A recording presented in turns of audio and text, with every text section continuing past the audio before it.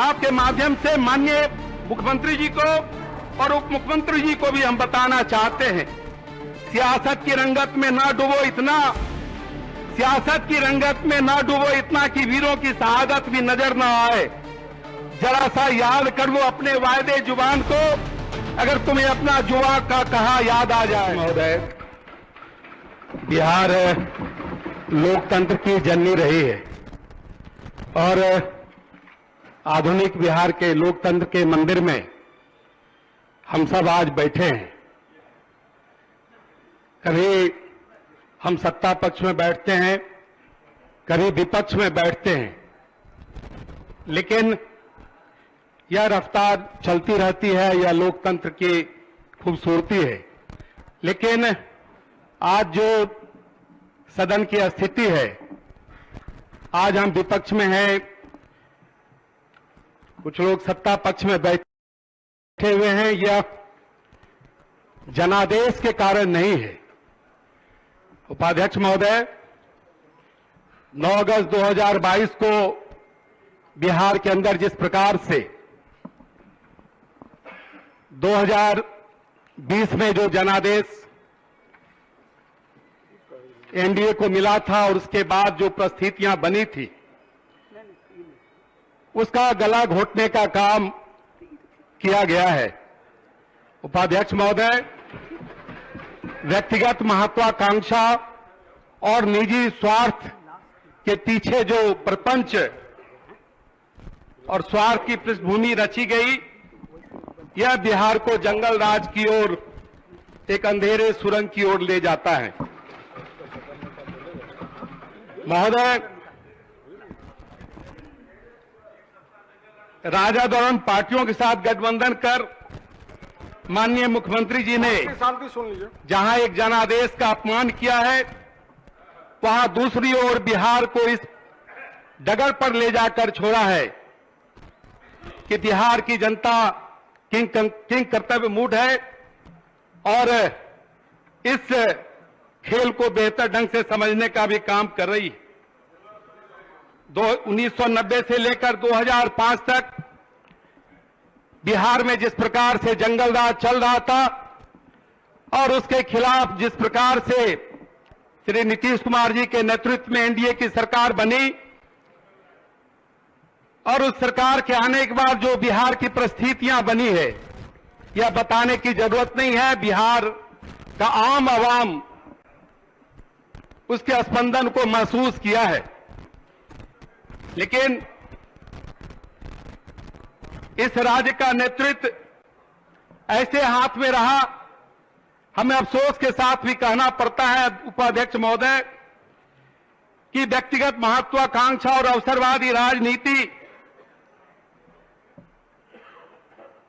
के पोषक के हाथ में यह नेतृत्व चला गया और जब जब बिहार में विकास की रफ्तार पकड़ना चाहिए, तब तक व्यक्तिगत महत्वाकांक्षा इस विकास के पथ पर आता रहा। महोदय, मुझे तो इस बात का अफसोस है कि श्री नीतीश कुमार जी जिस दल का लंबे वक्त से नेतृत्व कर रहे हैं बिहार की सरकार में, अपने बूते आज तक वो सरकार नहीं बना पाई और केंद्र में प्रधानमंत्री के रूप में जो महत्वाकांक्षा जो समय समय पर इनकी जगती है, जो 2013 में भी जगी और 2022 में भी जगी है। महोदय, ऐसा दल जो कभी अपने बिहार में अपने बूते सरकार नहीं बनाई, वो केंद्र में सरकार बनाने की बात करता है। महोदय, महत्वाकांक्षा रखना खराब बात नहीं है। राजनीतिक जीवन में कई महत्वाकांक्षाएं होती है, लेकिन जब महत्वाकांक्षा और सत्य एवं व्यवहारिकता की कसौटी पर कसे बिना जो महत्वाकांक्षा पाली जाती है, वह केवल घातक ही नहीं होती है, बल्कि लोकतंत्र के जड़ को और जनादेश को भी हिलाने का काम करती है। महोदय, मैंने आपको पहले भी बताया कि 2013 में इसी प्रकार की महत्वाकांक्षा जागी थी बार इन्होंने अलग राह पकड़ने का काम किया था। 2014 में जब लोकसभा के चुनाव में बिहार की जनता ने इन्हें 2 पर लाकर ठहरा दिया, तो स्वाभाविक है कि उन्हें मुख्यमंत्री के पद से इस्तीफा देना पड़ा। या इनके बाजू में की ताकत नहीं थी, वो लोकसभा के चुनाव में अपने हैसियत से सीटें ले आते। और उसके बाद महादलित का बेटा जो बिहार का सम्माननीय मुख्यमंत्री रहा है, श्री नीतीश कुमार जी ने उन्हें मुख्यमंत्री बनाने का काम किया था। हम सबों को भी लगा था कि महादलित का बेटा आज बिहार का मुख्यमंत्री बना है, लेकिन जिस तरीके से उन्हें सत्ता से च्युत किया गया, मुख्यमंत्री पद से हटाया गया और नीतीश कुमार जी स्वयं मुख्यमंत्री के पद पर बैठ गए महोदय। और 2015 में महागठबंधन के तहत राष्ट्रीय जनता दल से इन्होंने हाथ मिलाया। फिर 2017 में परिस्थितियां बदली। हम तो चाहते थे कि बिहार का विकास को, जिसको 2005 में हम सबों ने एक उड़ान दिया था, एक पंख दिया था, उस उड़ान को मुकाम तक पहुंचाने का काम करें। लेकिन पुनः ये फिर एनडीए के साथ आ गए। हम सबों ने भी स्वीकार किया, क्योंकि हमें एक ललक थी कि बिहार को हम विकास के अंतिम ऊंचाई तक ले जाने का काम करेंगे। और जब 2019 में भारत के यशस्वी प्रधानमंत्री श्री नरेंद्र मोदी जी के नेतृत्व में हम सब साथ चुनाव लड़े, तो बिहार में लोकसभा की सीट हम सब 39 जीते, जिसमें 16 जनता दल यूनाइटेड ने जीता और 17 हम जीते। यह जो 16 सीटें हैं, ये नरेंद्र मोदी के बदौलत था महोदय। और नरेंद्र मोदी ने ये साख पैदा की पूरे देश में, और बिहार की धरती पर की 40 में से 39 सीटें हम सबों ने जीतने का काम किया महोदय। इतना ही नहीं महोदय, 2020 के विधानसभा चुनाव में पुनः एनडीए गठबंधन को बहुमत मिला और हम 74 सीटों पर चुनाव जीते और इन्होंने 43 सीटों पर चुनाव दर्ज की। लेकिन हमारा नेतृत्व ने वादा किया था, एनडीए गठबंधन का नेतृत्व आप करेंगे श्री नीतीश कुमार जी, और हमने उन्हें मुख्यमंत्री के रूप में स्वीकार किया। यही एक ताकत है भारतीय जनता पार्टी की, यही भारतीय जनता पार्टी की विश्वसनीयता भी है महोदय।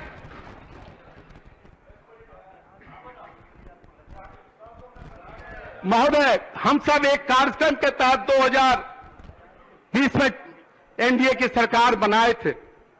आत्मनिर्भर बिहार के साथ निश्चय 2 के जो विभिन्न आयाम हैं, उस पर हम सबों ने काम किया था। लेकिन मुझे तो लगता है कि हिंदुस्तान की राजनीति में, बिहार की राजनीति में पहला ही अवसर है। सरकार तो बन गई, लेकिन इनके मुद्दे कहीं दिख नहीं रहे हैं महोदय। इतना ही नहीं, आपके माध्यम से माननीय मुख्यमंत्री जी को और उप मुख्यमंत्री जी को भी हम बताना चाहते हैं, सियासत की रंगत में ना डूबो इतना, सियासत की रंगत में ना डूबो इतना कि वीरों की शहादत भी नजर ना आए। जरा सा याद कर लो अपने वायदे जुबान को, अगर तुम्हें अपना जुआ का कहा याद आ जाए। महोदय, भारतीय जनता पार्टी कभी स्वार्थ और अवसरवादिता की राजनीति नहीं की। हम कई राज्यों में अपने सहयोगी दलों के साथ सरकार चला रहे हैं। इतना ही नहीं महोदय, और बिहार में भी हम सफलतापूर्वक अपनी सरकार को चला रहे थे। लेकिन मुख्यमंत्री जी की व्यक्तिगत महत्वाकांक्षा और जो स्वार्थ के कारण जो असहज स्थिति बनी, और वो पूरा राज्य भी आज कहीं न कहीं किंग कर्तव्य मूड है महोदय। आपने देखा होगा कि 10 अगस्त को यह सरकार सत्ता में आई है और 15 दिन भी ठीक से नहीं बीते हैं, लेकिन पूरे राज्य में अपराध की क्या स्थिति बनी, पूरे राज्य में जो घटनाएं लगातार हो रही है, इसके कारण जो परिस्थितियां बनी है, पूरा बिहार आज अराजकता के मुंह में धकेला जा चुका है महोदय। इतना ही नहीं, जिस प्रकार से हिंदुओं के भावनाओं को अपमानित किया गया, उनके धार्मिक भावनाओं को ठेस पहुंचाया गया, यह भी एक दुर्भाग्यपूर्ण स्थिति इस सरकार ने बनाई है। महोदय, अभी एक रिपोर्ट भी हम सब देख रहे थे कि मंत्रिमंडल में 72% लोग अपराधी कानपुर सिंह के हैं। 23 मंत्री का नाम आ रहा है जो अपराधी और दागी हैं, उन पर मुकदमे चल रहे हैं। टीका टिप्पणी मत कीजिए। इस मंत्रिमंडल में इतनी बड़ी संख्या में मंत्री दागी हो, वह उस मंत्रिमंडल से आप सुशासन, उस मंत्रिमंडल से सुशासन की चाहत नहीं कर सकते हैं महोदय। 2017 में महागठबंधन से जिस प्रकार से भ्रष्टाचार और जनता दल यूनाइटेड को कमजोर करने की साजिश का आरोप लगाकर ये राष्ट्रीय जनता दल से अलग हुए थे, तो क्या वे सारे मुद्दे समाप्त हो गए? जिस भ्रष्टाचार के आधार पर राष्ट्रीय जनता दल को छोड़ा था, वो सारे मुद्दे समाप्त हो गए महोदय? क्या वे सारे भ्रष्टाचारी सदाचारी हो गए? सारे मामले चल रहे हैं, लेकिन जिस प्रकार से भ्रष्टाचार के नाम पर और सुशासन बाबू के नाम पर जो इन्होंने एक पहचान बनाई थी, उसको इन्होंने स्वयं तार-तार करने का काम किया।